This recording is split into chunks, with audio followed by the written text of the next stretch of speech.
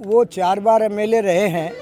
अगर वो श्रेय ले रहे हैं तो उससे पहले क्यों नहीं करवाया उन्होंने, ये तो उनसे पूछा जाए।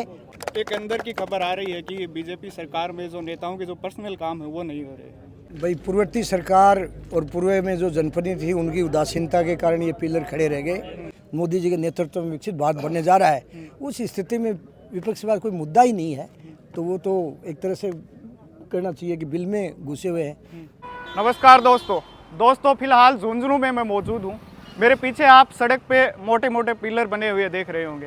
ये पिलर पिछले आधे दशक से इसी सड़क पे मौजूद है। ये पिलर इसलिए बनाए गए थे कि यहाँ पर एक ओवरब्रिज का निर्माण किया जा सके, लेकिन आधे दशक से इस पर कोई भी ओवरब्रिज का निर्माण नहीं किया गया है। सरकारें बदलती रही, नेता आते रहे जाते रहे, लेकिन ये पिलर ऐसे ही खड़े रहे। आज वो शुभ मुहूर्त आ गया है कि इसका फिर से शिलान्यास किया गया है। विधायक राजेंद्र भांबू ने इसका शिलान्यास किया है। विधायक जी का कहना है कि अगले 1.5 साल में ये पुलिया बनके तैयार हो जाएगा और यहाँ से गाड़ियाँ सरपट दौड़ेंगी और रेलवे का लगने वाला जाम भी यहाँ नहीं लगेगा।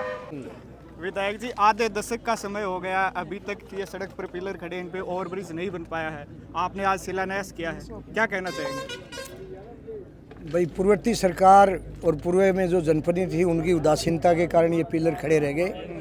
अगर उनकी उदासीनता नहीं होती और पूर्ववर्ती कांग्रेस की सरकार अगर संवेदनशील होती तो ये झुंझुनू वासियों को और सिक्कर लोहारू पे जो भी आवागमन है उनको ये दिन नहीं देखने पड़ते।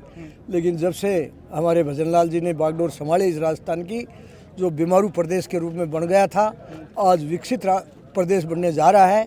उसी के तहत जनता ने मुझे भी उपचुनाव में बड़ा आशीर्वाद और स्नेह दिया। भारी मतों से मैं विजयी बना के राजस्थान की सबसे बड़ी पंचायत में भेजा, तो मेरी जनता ने जो मुझे आशीर्वाद दिया उसमें ये बात सबसे प्रायोरिटी पे थी कि आपको अगर विधानसभा में भेजे तो आप क्या करोगे।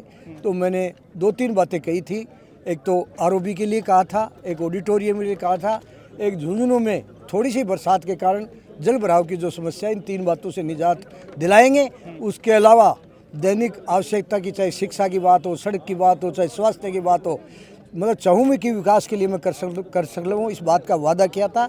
आज भी मैं उनकी अपेक्षाओं पर खरा उतरने के लिए तत्पर हूँ और मैंने मेरी जनता के आशीर्वाद से और इनके कहने से माननीय मुख्यमंत्री जी से मांग रखी। मैंने विधानसभा में भी ये प्रश्न उठाया, उन्होंने मेरी बात को और जनता की आवाज़ को सुनते हुए इस आरओबी की हमें सौगात दी है।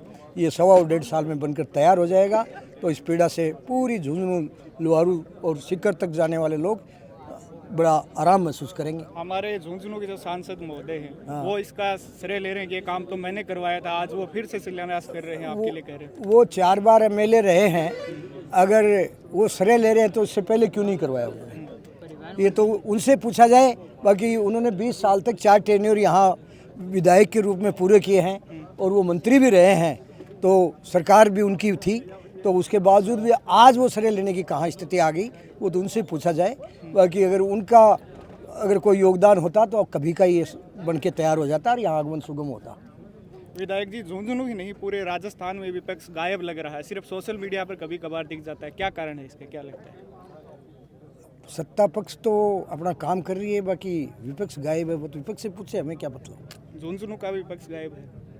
पक्ष या विपक्ष? विपक्ष विपक्ष तो क्या, तो मुद्दे नहीं है, ये तो तुष्टीकरण की नीति पर राज कर लिया इन्होंने। अब इनके पास कोई विषय ही नहीं है, किस बात की बात करें। पीछे इन्होंने कुछ किया नहीं, जनता को बांट के इन्होंने राज किया है। आज जो भारतीय जनता पार्टी है वो विकसित भारत और आत्मनिर्भर भारत का जो सपने सजोए और जो संकल्प लिया 2047 में मोदी जी के नेतृत्व में विकसित भारत बनने जा रहा है, उस स्थिति में विपक्ष के पास कोई मुद्दा ही नहीं है, तो वो तो एक तरह से करना चाहिए कि बिल में घुसे हुए हैं, क्योंकि पिछले 60 साल उन्होंने राज किया है। इस जनता जो उनके राज से त्रस्त है, गरीबी मिटाएंगे इस तरह के नारे देते रहे तो गरीब होता गया, अमीर होता, इस तरह की खाई पड़ गई। आज मोदी जी के नेतृत्व में अंतिम छोर पे, अंतिम पंक्ति पे बैठे व्यक्ति का कल्याण हो रहा है। सेवा, सुशासन और जन कल्याण भारतीय जनता पार्टी की नीतियां हैं और उसी पे आज हमारा मूल मंत्र को लेके डबल इंजन की सरकार काम कर रही है पूरे देश में, और 2047 में विश्व गुरु होगा भारत में, भारत सिरमौर होगा मोदी जी के नेतृत्व में, इस बात में कोई शंका नहीं है। जिस तरह से विकास को नए पंख लगे। एक अंदर की खबर आ रही है कि बीजेपी सरकार में जो नेताओं के जो पर्सनल काम है वो नहीं हो रहे। नहीं, वो तो खबर ऐसा कुछ नहीं है। पर्सनल काम क्या होते हैं, सरकार रीति नीति और जो उनका विजन है उसके आधार पर काम पूरे हो रहे हैं। हाँ पूरे हो रहे हैं, कोई दिक्कत नहीं है। अच्छा काम कर रही है सरकार। दोस्तों उम्मीद करते हैं कि जल्दी ये ओवरब्रिज बन के तैयार हो जाए, यहाँ से गाड़ियाँ दौड़ने लग जाएं।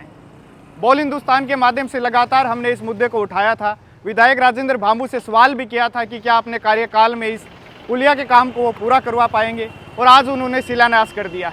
हम धन्यवाद देते हैं विधायक जी का। हम सम्मान करते हैं ऐसे नेताओं का जो अपने वादा जिसने किया था चुनावों के समय, वो वादा आज पूरा किया है।